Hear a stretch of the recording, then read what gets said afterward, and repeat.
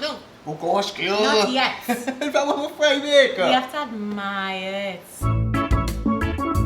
Hi there, home cooks. You're watching How to Foodie Nation with me, Kezzy, and our very favorite chef, Chef Jason. So today we're going to be making fried bake. Let's get cooking. So bake. Fried bake. Yeah, I'm making fried bake today. Well, at least I'm teaching you how to make fried bake today. And I'm excited to learn. Fried bake is a technique, you know. Yeah. It's a specialty. People make it. I know they quicker make roti over maybe fried bake. Because the roti is probably a little simpler. But the fried bake method, it's technical. But we're gonna debunk it today, and we love it. I need my fried bake to float. Yeah. Oh, that's another name for it. Floats. Yeah, because you eat fried bake and shark. Yes, Fried you eat bake. fried bake and cheese, fried bake and sour herring. Sardine. I eat fried bake and fried chicken already. It's the perfect fried morsel to hold anything. Fried bake and avocado. Traditional fried bake and butter. There you go. Easy. Let me get started now. Okay. We can eat some fried. Right. So, flour, we have inside there. Yes. Yes, it's a flour product. And we need to put some baking powder inside there. Okay. Because we need the leavening agent to give that nice rise. So Right. baking powder will assist in that. Okay? Secondly, sugar. Sugar helps to get that nice brown color. Okay. So when you get your fried bake fries, you get that nice brown caramelized look. And it adds a little, or imparts a little bit of sweetness in the bake itself. But not too much. Not too much. It's not like a dessert cake you're making. Okay. Alright, some salt inside there, Kezzy. Of course. Of course, you need to flavor the dough. So salt, yes, salt and sugar. So a perfect balance. Mix it up together nice. Ensure that all those ingredients are dispersed evenly in the flour itself. And that's key because you don't want piece to be salty, piece to be sweet. Yeah. Everything worked in. So what we have here is yeast. Some people may put yeast in it, they may omit it. I like to put yeast in it because it's a good insurance policy. To make sure that it goes poof. To make sure it floats. But it helps, it also speeds up the process in terms of the leavening. So some yeast inside there works well. As you would have seen Kezzy did earlier on, you mixed it after you added the salt. Yeah, so we mix the salt first and then the yeast. Yeah, because I think you know that salt kills the action of yeast. Yeah, and you can't put it one time, not one after the next. See, you learned something right here. Learning. Alright, a good bake, obviously, it's nice and buttery. And this is cold butter. Room temperature butter. Okay. Alright, so I want you to put it inside there. Yes. And the action Two is hands time. rubbing in effect. You want to coat the butter, the little small pieces of butter that I added there earlier on, with the flour. So this prevents it from sticking to her fingers. And she wants to start to rub the butter into the flour. And the flour will take on a nice orange, not really orange, but it's kind of yellowish kind of hue Okay. of what, butter is known to be the color that is. So you're going to continue rubbing it in. And once you get that evenly dispersed in small little beads all over the flour, then you're going to ensure that your butter, the whole dough, the buttery dough, it's well lubricated and it's covered nicely so that when you add the water later on, it's a really functional, comprehensive buttery dough that you're going to get. Okay, I'm working on it. There you go. So continue going in and rubbing in with your fingertips. Very important. This is key, ladies and gents. Nice, guys. So you're seeing this, it's almost like the consistency of like little small breadcrumbs. But you see the consistency of the flour has changed. That's because of the butter inside there. And that's exactly what you want. That means that your butter was dispersed evenly. Yes, I worked it in well done, Kez. Alright, so we need to bring the dough together. Yes. This is the tricky part. How much water to add? I don't know. This, that, and the next. We're going to figure it out because based upon the humidity levels, if it's cold or hot, it differs. So you're going to see what it looks like. So a little at a time. A little at a time. So always good to put a little at a time, and you could always put more. You want to just bring the dough together just until the dough is absorbed into the little bit of moisture. Then you put that to the side a little bit. And then we go with a little bit again. So it's just a matter of just bringing in and just moistening the flour a little bit. It's getting sticky. It's getting sticky. So when it's getting sticky, bring some of the dry flour into it and start to incorporate it. Beautiful. Stop all on my fingers, chef. That's good, that's not a problem. So that's a problem. So what you do is just remove some of the dough just like that. Pull it out from your fingers. And then kind of go back into and the then dry. go back into again because it all has moisture inside there. So only when it's thirsty and it needs more water for sure. Yeah. Because you would feel the consistency in your fingers in terms of this definitely needs more water. Or it has enough water that can make it suffice. So it's more of a feeling thing. Definitely. need some I more think you water. need some more, you see? You need some more And water. this is the beauty about when you're practicing and doing these things. You get the first-hand experience. Right? So beautiful. I'm seeing the movements that you're going back and forth. That means the kneading process. Need to Right? get some of this off of me. Exactly. You're going good. Chef, this was my granny's staple. You know, this What's was her a specialty? Saturday morning staple. Fresh fry bake in the morning. Fry bake and butter. Wow.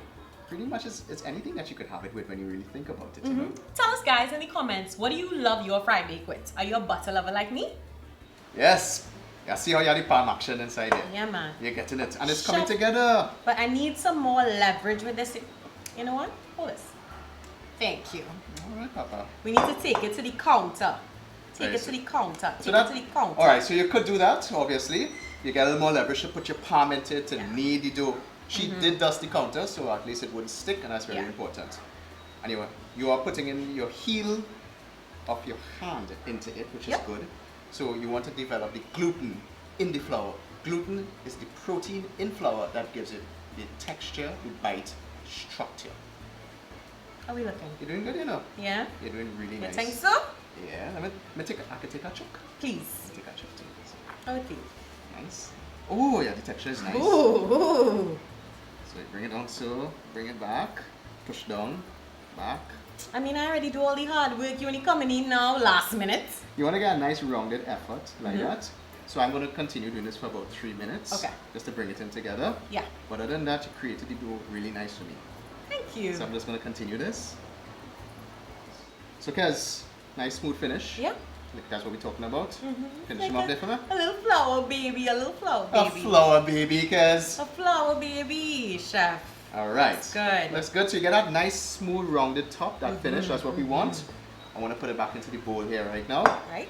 And essentially, what we want to do is take a damp towel, a damp tea cloth, and you want to put it over it like that. Let it Okay. sit for 15 minutes. Allow the yeast to do its work, baking powder, the leavening agents, Yeah. for it to rise. And it's going to rise maybe like 2 or 3 times the volume. Okay. Compact it, handle it next. Time to reveal. Give me that. Good. It's big. It's big. It has risen. That's the baking powder, but mostly the yeast inside here. Okay. So it has more or less doubled, 2.5 in volume, and that's a good indication. So you get a nice airy and pillowy, soft inside in the dough. That's what we want.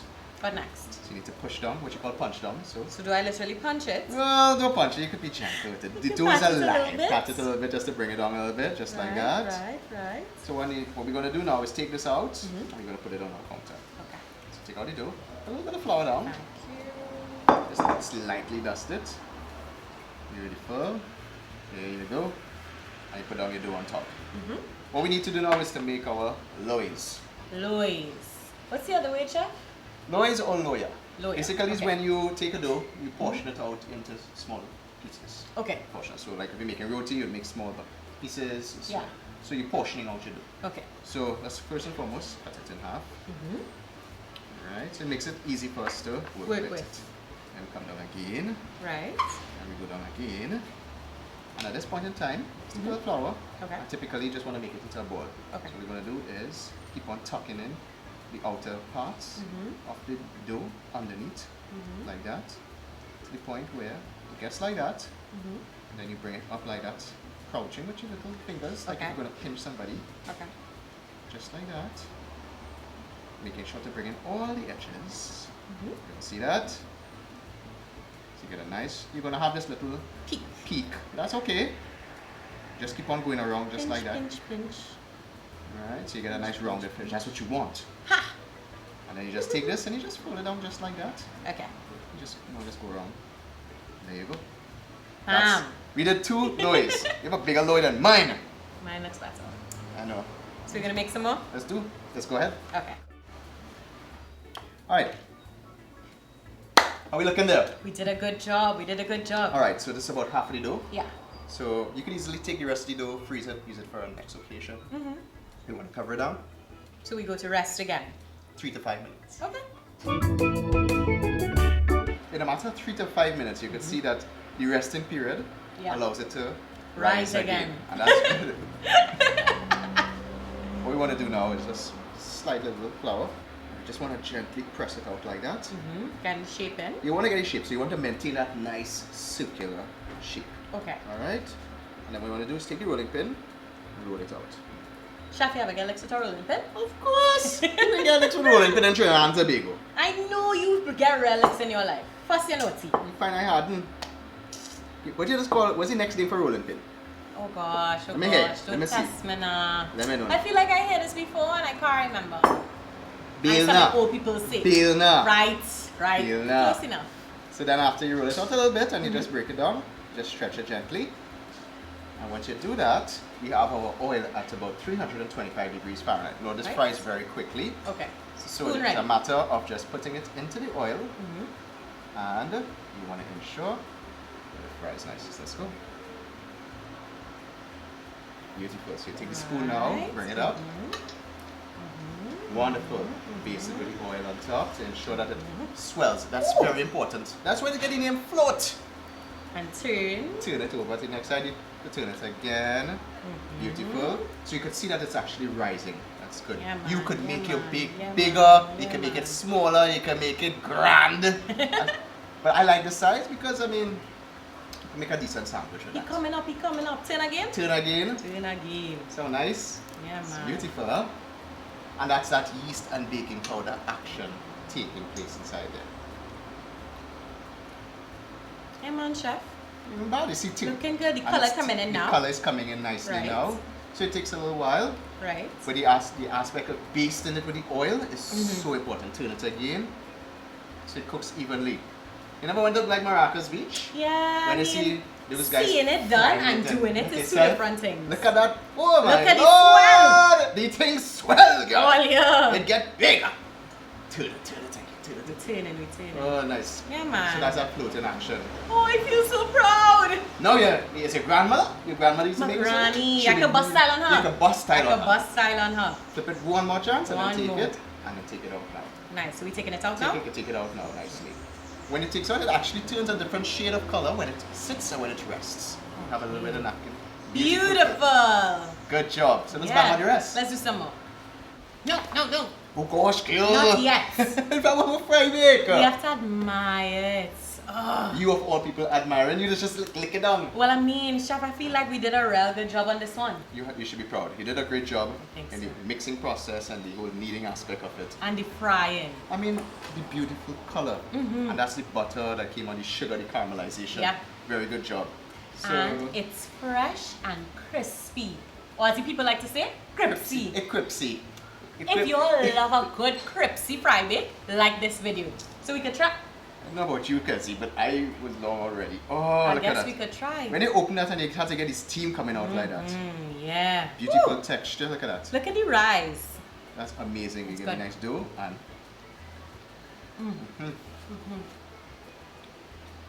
What's up? Some fried egg, corned beef, sardine, And a little butter. cheese. Don't forget to tell us what you all love your fry bake with. Listen, this is amazing. Some tuna inside of this would be great. You see the beauty about the Kezzy is just that it's just this great item that receives whatever you put inside of it. Any filling. Nice and light and airy. And as mentioned, you can make the dough, you can freeze it and put out Yes. portions whenever you need and then fry it fresh. Can't go wrong. So we need to look for something to put in this bake. Tell us, what do you want us to make that we could put into this video? Yeah. So until next time, guys. Bye.